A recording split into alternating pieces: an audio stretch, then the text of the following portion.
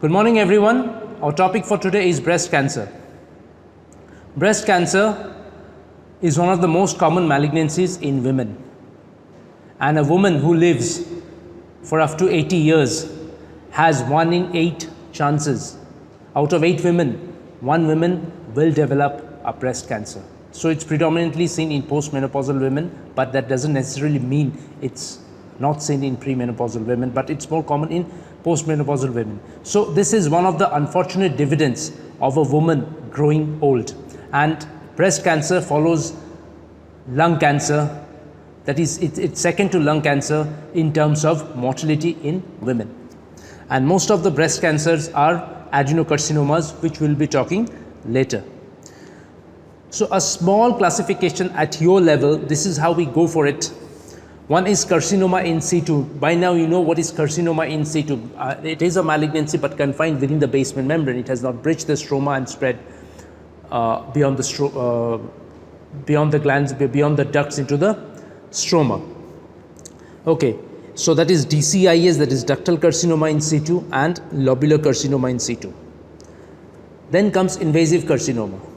Invasive carcinoma is invasive ductal carcinoma, invasive ductal carcinoma, invasive lobular carcinoma. Then you have medullary carcinoma, mucinous or colloid carcinoma, papillary carcinoma, tubular carcinoma, pages of the nipple, and rare cancers include adenoid cystic, squamous cell, apocrine, etc. So we are going to stick to this one, in infiltrating ductal carcinoma, NST, no special type.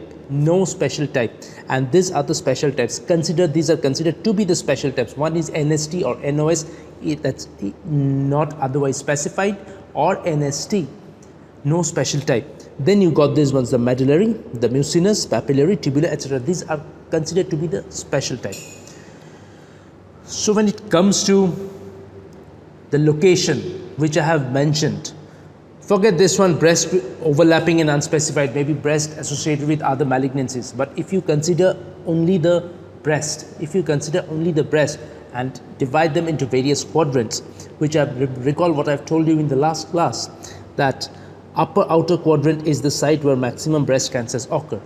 So 25% is upper outer quadrant. Okay, this is the site where maximum breast cancers occur.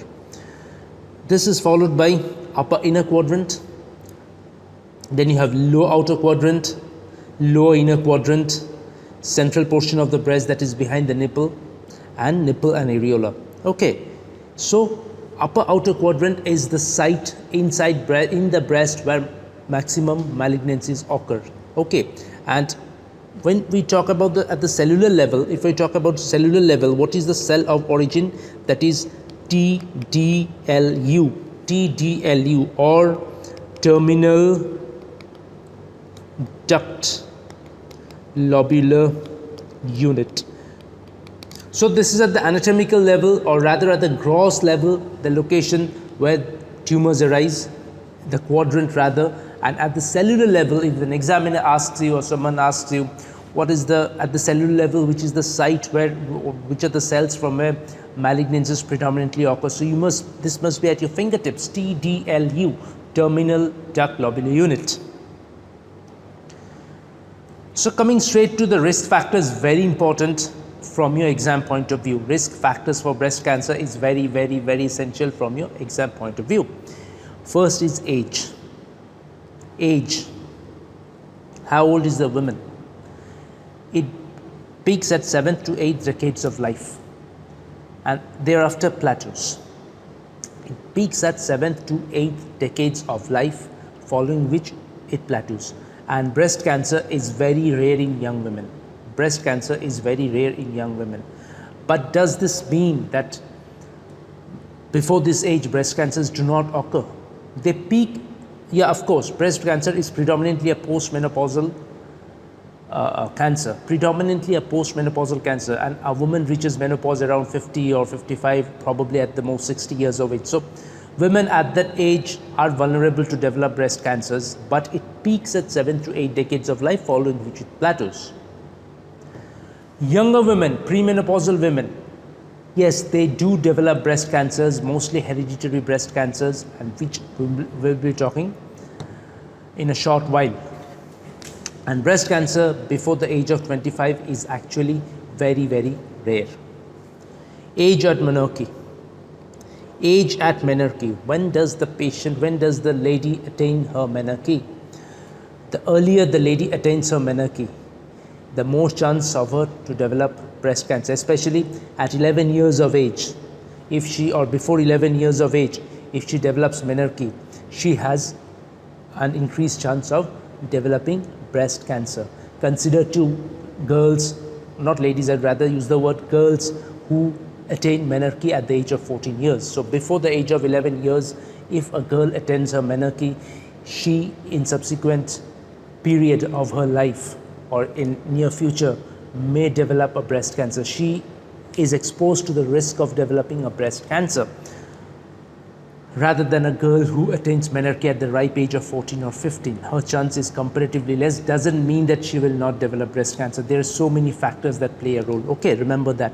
And also along with it, remember early menarche and late menopause. Yes, late menopause is also associated with early menarche, even though this is menarche, but I have added this point for you to remember. Yes, earlier menarche and late menopause, they are both associated with development of breast cancer in a woman. Age at first live birth. When does that lady give birth to a child? Okay, age at first live birth. And women who give birth to a child by the age of 20 years, probably, even though you can call it a child marriage. Socially, this is maybe you can say that the lady got married before the age of 18 and that's illegal. But scientifically, a lady who gives birth to a child by the age of 20 years, 19 or 20 years, are protected from the devastating effects of malignancy to a certain extent. Again, it doesn't necessarily mean she will not develop malignancy, but her chance of developing malignancy compared to a woman who gives birth around 35 or 36 years of age is much lesser. Okay, this is why, okay, what happens is, with development of, with giving birth to a child, the lady breastfeeds a child, lactation, which I'll be mentioning later. And when the person lactates, when the lady lactates a child, the luminal cells from which maximum breast cancers arise, okay, they are shed off from the proliferating pool. The luminal cells are shed off from the proliferating pool. So the neoplastic clones generally do not occur because they are shed off from the proliferating pool. The neoplastic clone is basically, to a certain extent, is erased. So this kind of women, the women who give birth to child at an earlier age and lactates a child are much less exposed compared to women who give birth to child at a much later age, okay, because the luminal cells accumulate and they can undergo neoplastic cloning. First degree relatives with breast cancer. It's very common, mother, sister, daughter. If the clustering is within the family and the first degree relatives are affected, then the possibility of breast developing in the subsequent girl is very high, or rather the girl when she becomes a lady is rather high. And first degree relatives with breast cancer, this is so much related with hereditary cancer, which we are going to come later. Benign breast disease, by now you know what are the benign breast disease and how they are associated with malignancy. Okay, I think I don't need this needs any more explanation. Race, non-Hispanic white women are exposed more. Maybe for some reason the non-Hispanic white women are exposed more as compared to others. Race. Estrogen exposure. Estrogen exposure is associated with increased chance of malignancies both in breast and the endometrium. Okay, estrogen exposure, and especially in fatty women, especially, which I'll be coming here, obese women also, because they secrete endogenous estrogens from the fatty stores, they are also exposed to develop breast cancer. So estrogen exposure is very important, and estrogen exposure, and this explains why postmenopausal women develop a lot of breast cancers, is just because of the hormone replacement therapy. So much of estrogen is given to them, and it has been seen women who undergo oophorectomy are to a certain extent protected from the devastating effects of breast cancer who undergoes oophorectomy. So basically drugs that inhibit estrogen formation and drugs that inhibit the effects of estrogen like aromatase inhibitors, they can be used to treat breast cancers. Okay. Then breast density. The higher the breast density, which I have mentioned in the last class, radiologically, how do you identify these malignancies and all, what are the radiological features? Yes, breast density do not help in involution of the ducts and lobules. So they accumulate, the cells accumulate and they can undergo neoplastic clone. So high breast density is associated with increased chance of developing breast cancer. Radiation especially at a young age, especially women who has undergone radiation of the chest because of Hodgkin's lymphoma, in them the propensity of breast cancer developing is very high. Of course it was many years ago, but now various measures are being taken to curtail it or to mitigate it. Carcinoma of the contralateral breast or endometrium, that is one point, very good. Geographic influence. Diet, not too much is seen with diet, but yeah, alcohol to a certain extent have a chance of developing breast cancer, but no clear-cut evidence is available. Obesity, yes, obesity, as I said, development of secretion of endogenous estrogens from the fat depots may give a chance of developing breast cancer. Exercise to a certain extent has some protective effect. Breastfeeding, yes, breastfeeding decreases the risk. And I have explained to you how breastfeeding decreases the risk. With age at first, live birth is associated with breastfeeding here, and estrogen exposure has something to do with obesity here. So they're interlinked. Breastfeeding, again, when the woman breastfeeds, just telling you once more, the luminal cells which secretes the milk, because they are basically removed from the proliferating pool of neoplastic clone. So that's why in third world countries like India, all the third world countries, especially where we are living right now, the Southeast Asian countries, where the habit of breastfeeding, the habit of lactation is very much prevalent. Here, breast cancer is comparatively low considered to developed world like United States or the European countries, where the practice of lactation with every day is declining, and that is very unfortunate. That is one big reason why, not the sole reason, but one big reason why women in the developed world progress towards malignancy. Then environmental toxins and tobaccos, they don't render too much of a risk. They may have, they just have, probably they have some additive effects on it. But the ones on the left hand side, and especially breast up to this point, you have to remember each and everything. They are very, very, very essential. So age, when does breast cancer occur? That age at menarche, age at first live birth, all three ages. Then it goes with first degree relatives with breast cancer, then benign breast disease, the race, estrogen exposure, breast density, radiation exposure, especially at a younger age, and carcinoma of the contralateral breast or endometrium, which is followed by geographic influence, diet, obesity, exercise, breastfeeding. Breastfeeding is also very important. Remember how lactation helps in curtailing, mitigating breast cancer because of the removal of the luminal cells from the proliferating pool of neoplastic clones. Then environmental toxins and tobacco. So these are the risk factors, and they must be at your fingertips. If asked in examination, you may get a 5 marks question on the risk factors of breast cancer. Very, very, very important for you. So coming to familial breast cancer, we have two types of breast cancer. One is familial and the other is sporadic.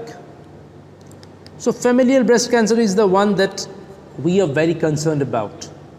Familial breast cancer is the one that we are very much concerned about, because familial breast cancer is that type of cancer which helps us to get deep into the various genetic mechanisms that are involved in breast cancer. And that is the reason why we need to study so much we give so much importance to the familial breast cancers just to know the various genetic mechanisms, the molecular pathways that are involved.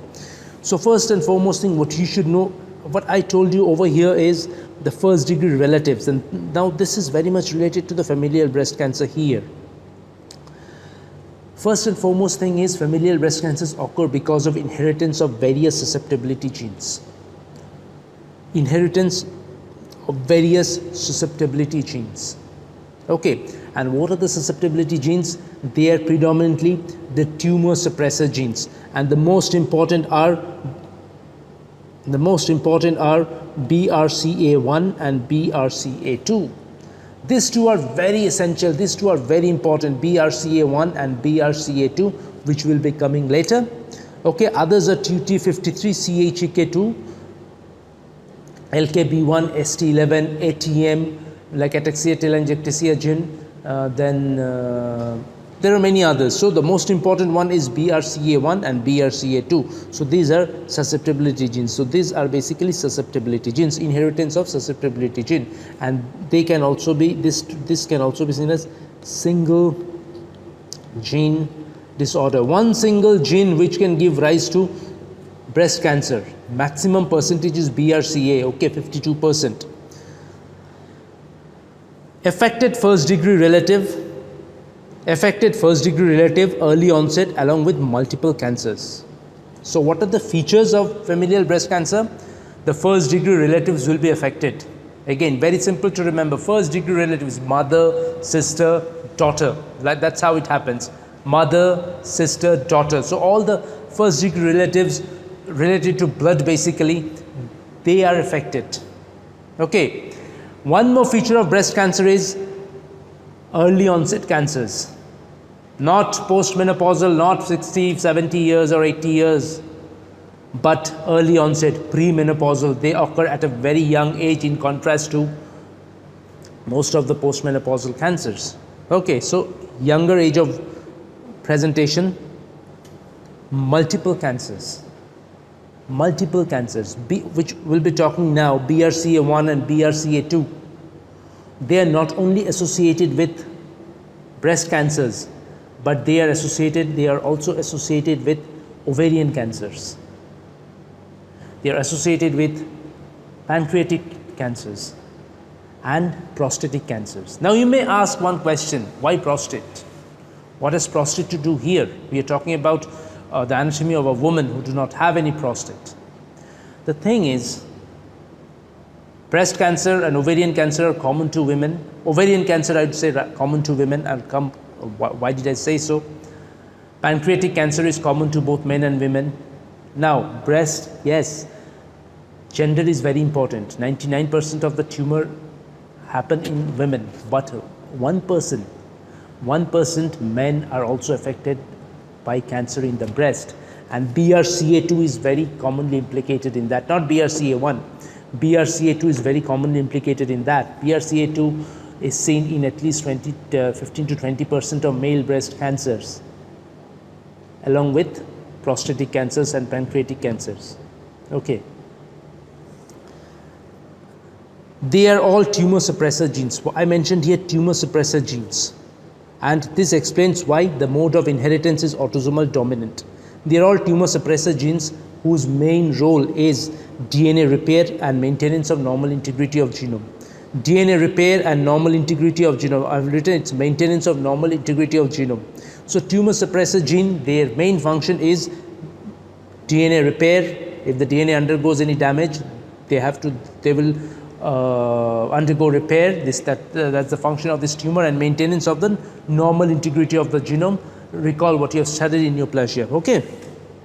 Why it is now? Why do I call it a tumor suppressor gene, and why the mode of inheritance is autosomal dominant? Because one allele is defective, and the other allele, the normal alleles, undergo sporadic mutation. So when the first allele is defective and the second allele, which is normal, undergoes mutation, there is development of cancer.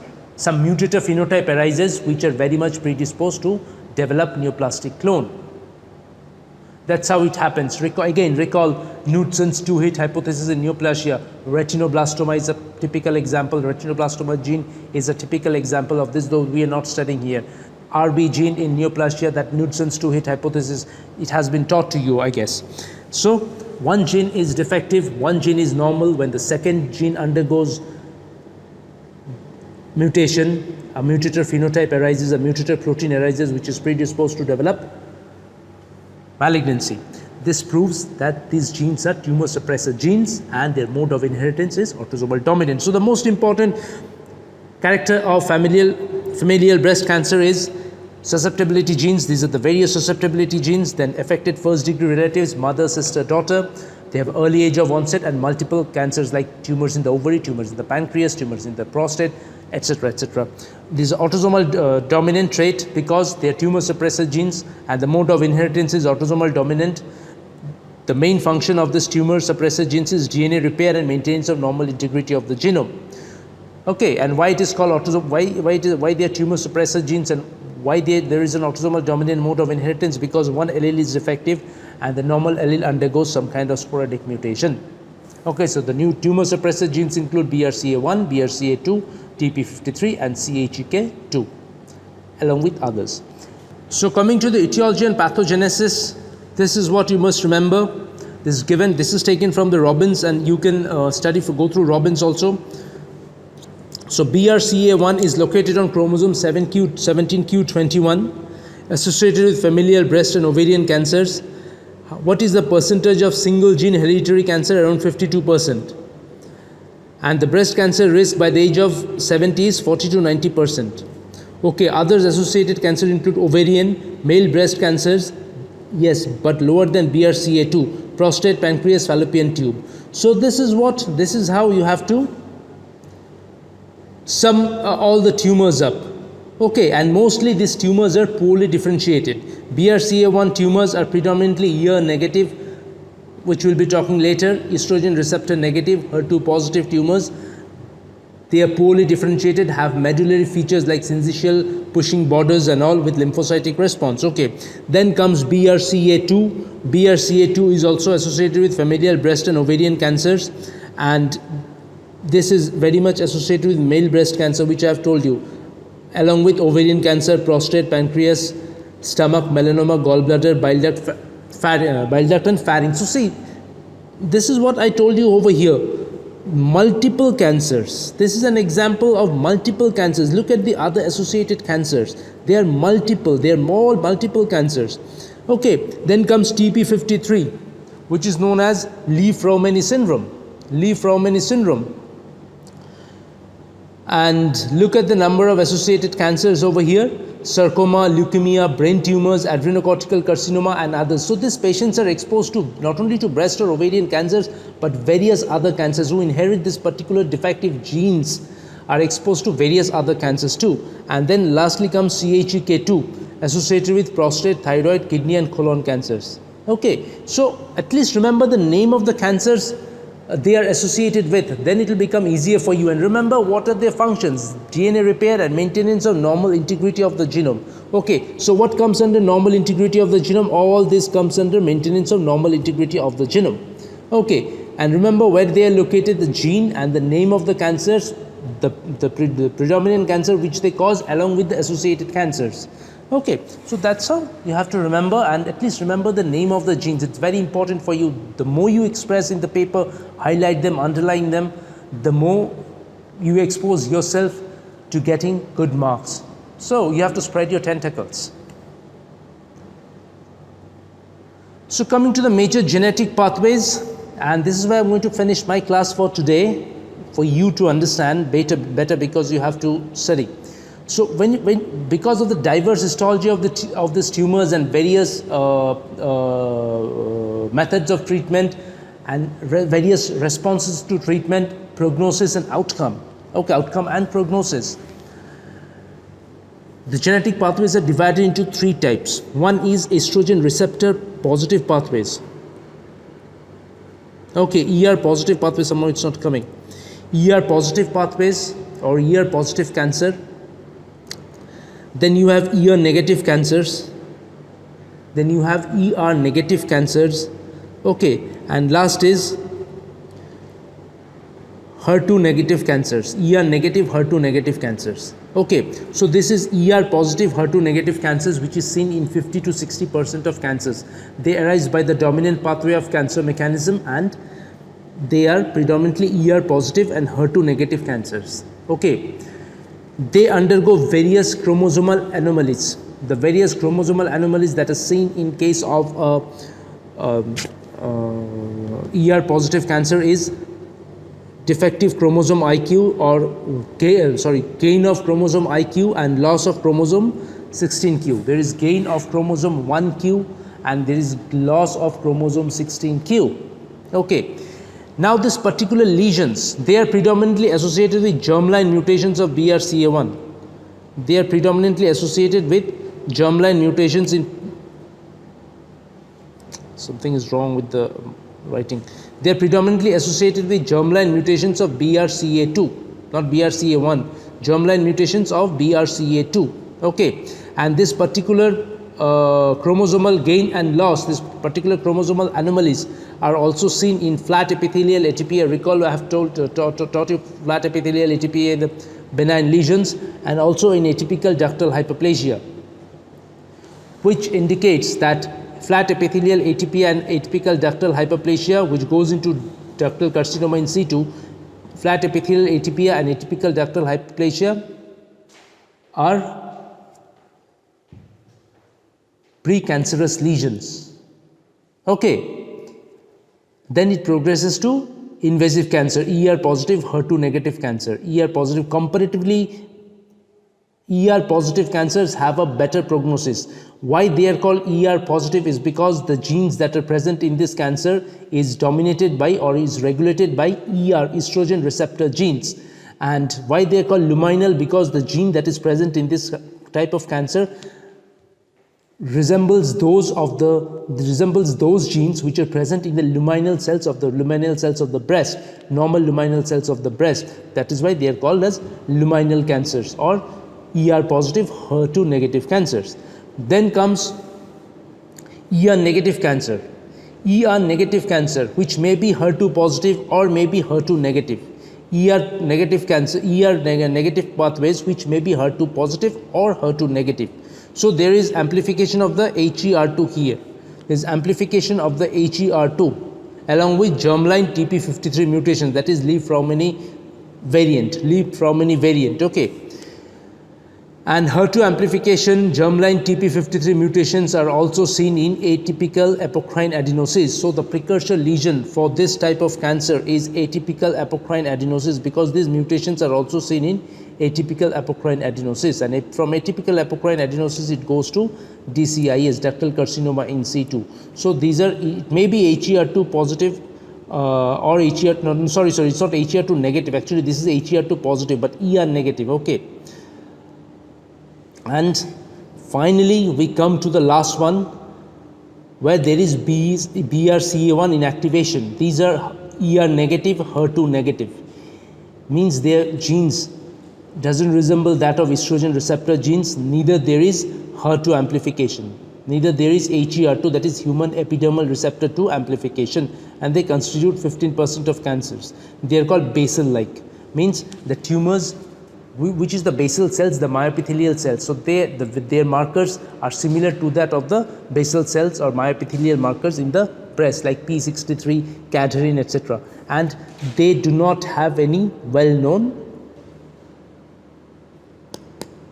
precursor lesion. A well-known precursor lesion is absent, and there is germline BRCA1. The BRCA1 gene is mutated over here, and these tumors are very poorly differentiated. So now you know that the major genetic pathways where we end today, we have three things: the ER positive pathways, estrogen receptor positive, HER2 negative. Then you have estrogen receptor negative, HER2 positive, just the opposite. And finally the triple negative, ER2 negative, HER2 negative, etc. So they are basal-like, okay, and they are generally associated with BRCA1 mutation, and the prognosis is extremely poor in such cancers. Okay, so over here with this we finish. I gave you a basic introduction of about the about how to get, before getting into the details of the breast cancers, these are certain things that you must know. Okay, with this I finish my class for the day. Thank you so much.